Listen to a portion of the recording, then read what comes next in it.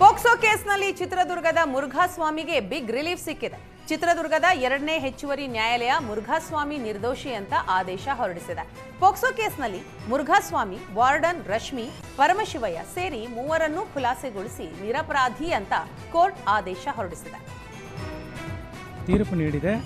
ಮುರುಘಾ ಶರಣರಿಗೆ ಮತ್ತು ಅವರ ಜೊತೆ ಇದ್ದಂಥ 12 ಆರೋಪಿಗಳಿಗೆ ಪ್ರಕರಣದಿಂದ ಬಿಡುಗಡೆಗೊಳಿಸಿದೆ. ದೋಷಮುಕ್ತರಾಗಿದ್ದಾರೆ. ಇಷ್ಟು ನಾವು ಸದ್ಯಕ್ಕೆ ತಮ್ಮ ಮುಂದೆ ಹಂಚಿಕೊಳ್ತಾ ಇರುವಂಥ ವಿಚಾರ. ಈ ಪ್ರಕರಣದಿಂದ ಮುರುಘಾ ಶರಣರು ನಿರಾಳರಾಗಿದ್ದಾರೆ. ಈ ಪ್ರಕರಣವನ್ನು ಈ ಹಂತಕ್ಕೆ ತಂದು ಅವರ ಬಿಡುಗಡೆಯನ್ನು ಮಾಡಲಿಕ್ಕೆ ಕಾಯವಾಚ ಪರಿಶ್ರಮ ಪಟ್ಟಂಥ ನಮ್ಮ ಹಿರಿಯ ವಕೀಲರಾದಂಥ ಸಿ ವಿ ನಾಗೇಶ್ ಅವರು ಪ್ರಾತಸ್ಮರಣೀಯರು. ಮತ್ತು ನಮ್ಮನ್ನು ಈ ಪ್ರಕರಣಕ್ಕೆ ಕರೆತಂದಂತಹ ನಿವೃತ್ತ ಜಿಲ್ಲಾ ನ್ಯಾಯಾಧೀಶರಾದಂಥ ವಸ್ತ್ರಮಠ ಅವರಿಗೂ ಕೂಡ ನಾವು ಆಭಾರಿಯಾಗಿದ್ದೇವೆ. ಪೋಕ್ಸೋ ಕೇಸ್ನಲ್ಲಿ ಚಿತ್ರದುರ್ಗದ ಮುರುಘಾಸ್ವಾಮಿ ಖುಲಾಸೆಯಾದ ಬಳಿಕ ಚಿತ್ರದುರ್ಗದ ಕೋರ್ಟ್ನಿಂದ ನೇರವಾಗಿ ದಾವಣಗೆರೆಯ ಶಿವಯೋಗಿ ಮಂದಿರಕ್ಕೆ ವಾಪಸ್ಸಾಗಿದ್ದಾರೆ. ದಾವಣಗೆರೆಯ ಜಯದೇವ ವೃತ್ತದಲ್ಲಿರುವ ಶಿವಯೋಗಿ ಮಂದಿರದ ಜಯದೇವ ಮುರುಘರಾಜೇಂದ್ರ ಸ್ವಾಮೀಜಿ ಗದ್ದುಗೆಗೆ ನಮಸ್ಕರಿಸಿ ಪೂಜೆ ಸಲ್ಲಿಸಿದರು. ಈ ವೇಳೆ ಮುರುಘಾಸ್ವಾಮಿಗೆ ದಾವಣಗೆರೆ ವಿರಕ್ತ ಮಠದ ಡಾಕ್ಟರ್ ಬಸವಪ್ರಭು ಸ್ವಾಮೀಜಿ ಸಾಥ್ ನೀಡಿದರು. ಕೋರ್ಟ್ ತೀರ್ಪಿನ ಬಳಿಕ ಮೊದಲ ಬಾರಿಗೆ ಮಾಧ್ಯಮಗಳಿಗೆ ಪ್ರತಿಕ್ರಿಯಿಸಿದ ಮುರುಘಾಸ್ವಾಮಿ, ಈಗ ನಾನು ಏನನ್ನೂ ಹೇಳಲು ಬಯಸೋದಿಲ್ಲ, ಏನನ್ನೂ ಮಾತನಾಡುವ ಸಮಯ ಅಲ್ಲ, ಹಾಗಾಗಿ ಶೀಘ್ರವೇ ಸುದ್ದಿಗೋಷ್ಠಿ ಕರೆದು ಮಾಹಿತಿ ಕೊಡುವುದಾಗಿ ತಿಳಿಸಿದ್ದಾರೆ.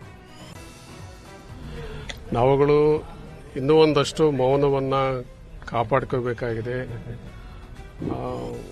ಮಾತನಾಡುವಂಥ ಒಂದು ಇನ್ನು ಸಂದರ್ಭ ಕಡಿಮೆ ಇದೆ.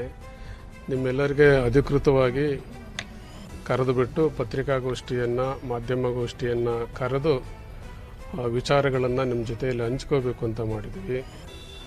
ಹಾಗಾಗಿ ನಿಮ್ಮನ್ನೆಲ್ಲ ನಾವು ಇಲ್ಲಿಗೆ ಬರಮಾಡ್ಕೊತೀವಿ. ಅವತ್ತು ನಿಮಗೆಲ್ಲ ನಾವು ಸುದ್ದಿಯನ್ನು ಕೊಡ್ತೀವಿ. ಇವತ್ತಿಗೆ ಮಾಜಿ ಶಾಸಕ ರಾಜು ಆಲಗೂರ ಪುತ್ರಿ ವಿವಾಹ ಕಾರ್ಯಕ್ರಮದಲ್ಲಿ ಭಾಗಿಯಾಗಲು ವಿಜಯಪುರಕ್ಕೆ ಗೃಹ ಸಚಿವ ಡಾಕ್ಟರ್ ಜಿ ಪರಮೇಶ್ವರ್ ಆಗಮಿಸಿದರು. ಈ ವೇಳೆ ವಿವಾಹ ಕಾರ್ಯಕ್ರಮವನ್ನು ಮುಗಿಸಿ ವಿಜಯಪುರ ನಗರದ ಬಿಎಲ್ಡಿಯ ಎನ್ಐಆರ್ ಗೆಸ್ಟ್ ಹೌಸ್ಗೆ ಗೃಹ ಸಚಿವ ಪರಮೇಶ್ವರ್ ಆಗಮಿಸಿದರು. ಈ ವೇಳೆ ಗೆಸ್ಟ್ ಹೌಸ್ ಬಳಿ ಸೇರಿದ ಅಭಿಮಾನಿಗಳು ಪರಮೇಶ್ವರ್ ಪರ ಘೋಷಣೆ ಕೂಗಿದರು. ಈ ಸಂದರ್ಭದಲ್ಲಿ ಮುಂದಿನ ಸಿಎಂ ಜಿ ಪರಮೇಶ್ವರ್ ಎಂಬ ಘೋಷಣೆ ಕೂಡ ಮೊಳಗಿತು.